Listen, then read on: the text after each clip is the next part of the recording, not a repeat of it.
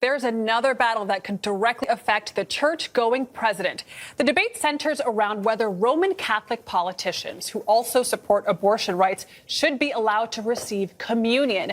A decision would not only affect President Biden, others like Nancy Pelosi, our House Speaker, is also Catholic. Ed O'Keefe reports on this complicated and sensitive debate. Thank you! Whether in Washington, his home state of Delaware, or even in England this past weekend, one thing is constant. President Biden heads to Catholic Mass. Mr. President, how's that church? Beautiful.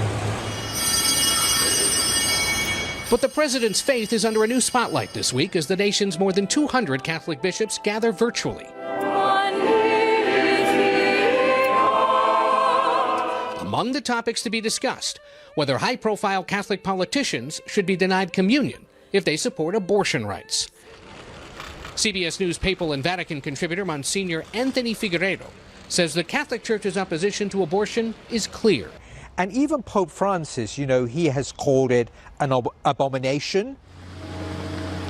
The bishop's focus will be on whether to draft an official document clarifying the Church's position on receiving the sacrament of communion. Sometimes the Church has really failed on making the Church's teaching known and understood. Catholic Church policy says that any parishioner in good standing can receive communion at Mass.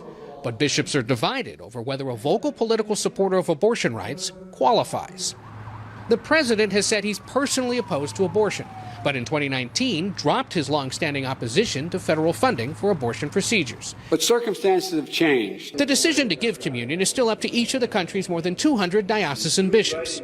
Washington's Cardinal Wilton Gregory says he plans to give communion to the president. I'm most grateful to our Holy Father, Pope Francis, for his trust that he's placed in me.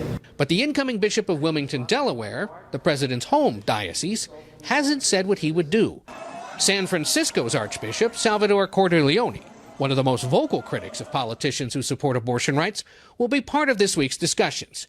But he says they're not only about abortion. Helping people return to the Holy Eucharist, understanding what it is and appreciating the gift, and that they're living their life in a way that is coherent with what it means to receive Holy Communion. Cordileone says he wouldn't give President Biden communion, in part because the president's publicly at odds with an issue the Church considers very important. We praise where we can, but we need to correct where we need to correct. But others disagree. San Diego Bishop Robert McElroy wrote last month that weaponizing the Eucharist will bring the terrible partisan divisions that have plagued our nation into the very act of worship. Lift up your hearts. Polls show church membership has steadily declined over the years.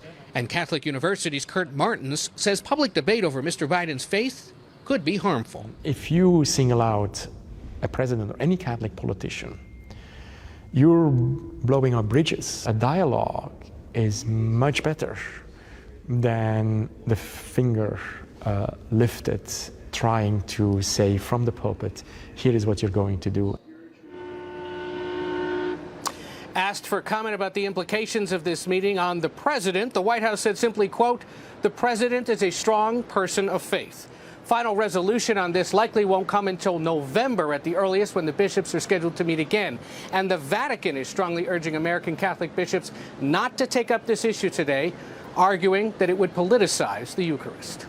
Tony? Very interesting, Ed. Thank you very much.